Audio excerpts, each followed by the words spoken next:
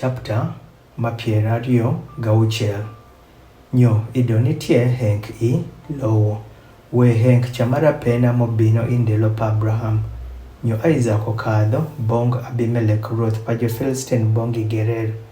Nyo jato nyothere bong go. Nyo owacho, we ikadho piny ie Egypt, bed ilowo ma ala wachoreno kuome.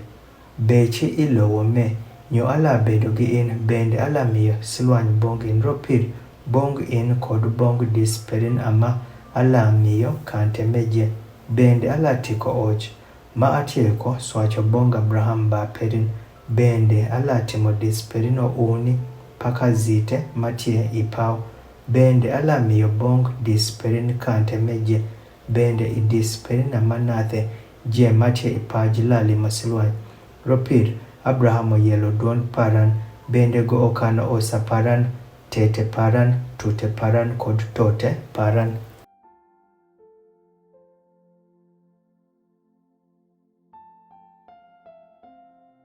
Nyo Isaac obedo I Gerer.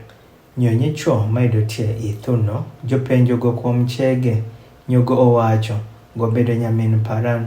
Ropir go oluoro wacho ni, go obedo buong paran we, ka ido awacho ni obedo buong paran. Nyicho maidotie I thume, id jonyalo neko anro Rebeka. Ropir go obedo mang'on ng'iyo kuome. Nyo obino bedo sano go otieko bedo kenyo hongo mabor. Ni Abimelech ruoth pa jo Philistine ong'iyo woko I disa. Nyo oneno. Nyo neni Isaac dotuko gi Rebeka chege. Nyo Abimelech oluongo Isaac. Nyo owacho neni I adior go obedo bong perin. Nyo irango iwacho ni go obedo nyamin paran. Nyo Isaac owacho bong go. Ropir awacho chony paran ni ka awacho ni obedo buong paran anyalo tho rogo.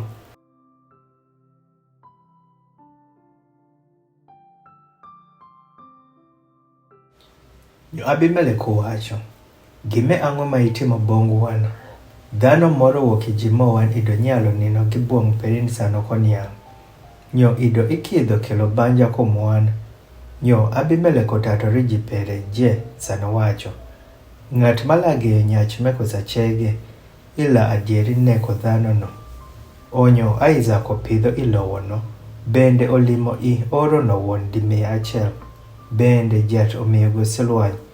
Nyo nyach olokere malom, bende okadho I yuwang', bende odongo tundo sano gotieko lokere malom swa.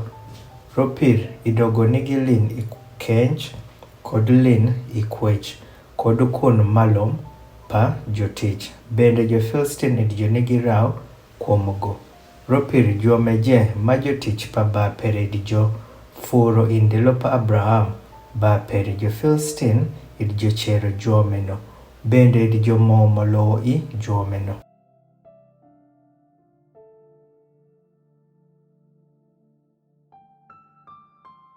Abimelech owacho bong Isaac, kadhi wuok wan. Ropir inigi nun swalo yo wan. Nyo Isaac okadho wuok kenyo. Nyo oumo dar pere itiet mate I Gerer, bende obedo koro. Nyo Isaac odoko furo juome mapi, maid jotieko furo indelo pa Abraham ba pere. Ropir jo Philistine idjo chero juome no sano Abraham otieko tho, bende go oluongo nyinge pa juome no gi nyinge ma ba pere ido oluongo juome no chango. Nyo jotich pa Isaac jofuro itiet. Nyo jonuang'o kenyo juom pi mapopo. Nyo jokench matie I Gerer jochako dhenyo gi jokench pa Isaac. Sano jowacho, pi obedo mowan. Nyo go oluongo nyinge pa juom no Esek. Ropir jodhenyo gigo. Nyo jofuro juom man. Nyo bende jodhenyo rimeno bende. Nyo go oluongo nyinge mere Sitina.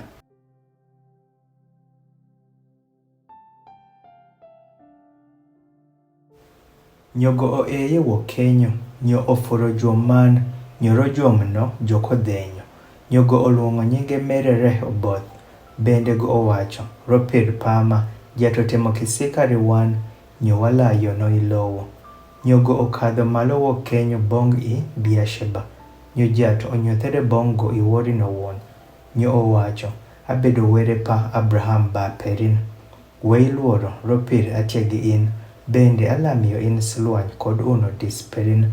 Rotip pa Abraham jatich paran. Nyogo ogeto kenyo kamim, nyo oluongo kuom nyinge pajat, bende oumo dar pere kenyo. Jotich pa Isaac joforo juom kenyo bende. Onyo Abimelek okadho, bongo go wuoki Gerer gi Ahuzath ng'at mawuoki wate pere gi Pichkol jatel matei pa jolweny pere.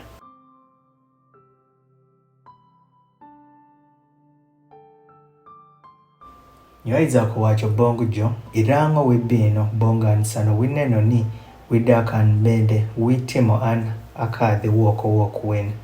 Nyo jowacho, watieko neno aderi ni jat tiegi in. Nyo wawacho yei pama watime och dier wan, wuoni dier wan kod in, bende yei wan watime kovena gi in.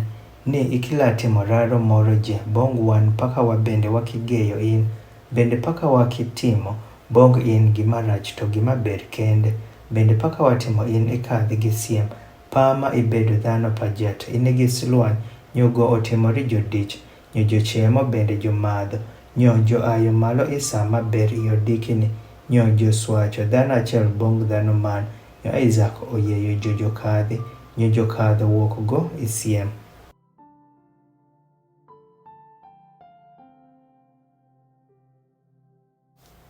Nyo obino bedo ndelo nowuon ni jotich pa Isaac jobino. Nyo jowachore go ma kuom jom maidi jotieko furo. Nyo jowacho bongo, watieko nwang'o pi.